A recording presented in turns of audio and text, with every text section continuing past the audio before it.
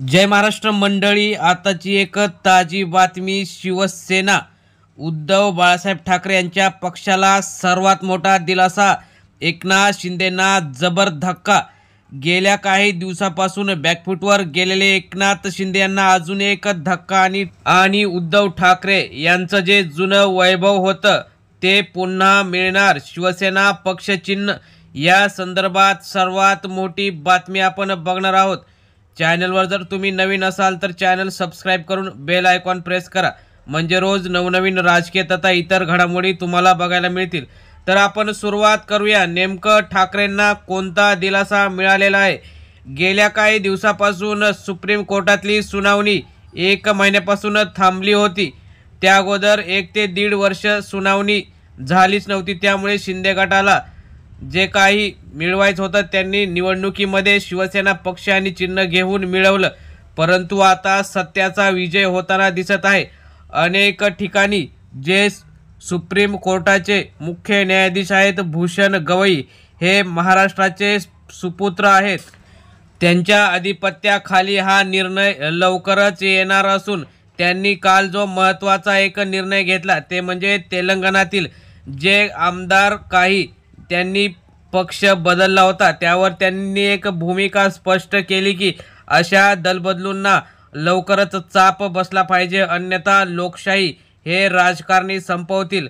त्यामुळे आता शिंदे गटाची धाकधूक वाढलेली आहे, कारण भूषण गवई यांनी त्या प्रकरणात जो काही निर्णय दिला तो ज्यांनी पक्ष बदलला त्यांच्या विरोधातच दिलेला आहे। त्यामुळे एकनाथ शिंदे यांच्या विरोधातच हा निर्णय येणार असल्याची महत्त्वाची माहिती वकील असीम सरोदे यांनी सुद्धा दिली। ते म्हणाले की शिंदे गटाने उद्धव ठाकरे यांच्याकडून मूळ पक्ष जो राहुल नार्वेकर आणि निवडणूक आयोग यांच्याद्वारे घेतला ते अतिशय चुकीचं आहे। निवडणूक आयोगाला जे काही चिन्हासंबंधी ते निर्णय देऊ शकतात, परंतु पक्ष हे कोणाला देऊ शकत नाही।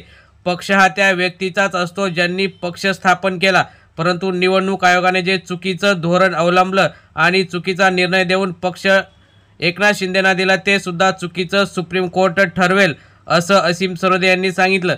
त्यामुळे आता येणाऱ्या काळात शिंदेंवरती तेलंगणाच्या आमदारांवर जशी कारवाई झाली तशीच शिंदेंच्या आमदारांवर होऊन 6 वर्षे त्यांच्यावर बंदी येऊ शकते। त्यामुळे जवळजवळ सगळ्या शिंदे गटाचं हे करिअर संपण्याच्या मार्गावर आहे।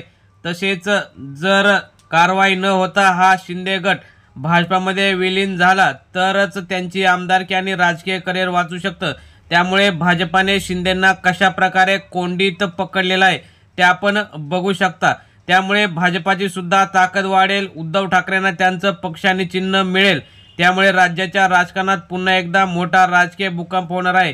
त्यामुळे भाजपामध्ये जे काही शिंदे गटाचे आमदार आपली आमदारकी वाचवण्यासाठी जातील, परंतु मोठे जे पदाधिकारी नेते उपनेते ते काय निर्णय घेणार, त्यांना उद्धव ठाकरे पुन्हा आपल्या पक्षात घेणार का, याकडे सुद्धा लक्ष लागलेलं आहे।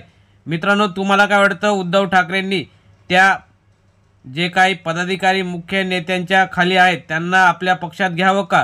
उद्धव ठाकरे यांचा तरी नकार दिसतो, परंतु शिवसैनिकांच्या काय भावना आहेत? त्यांना या गद्दारांना पक्षात पुन्हा घ्यावं का?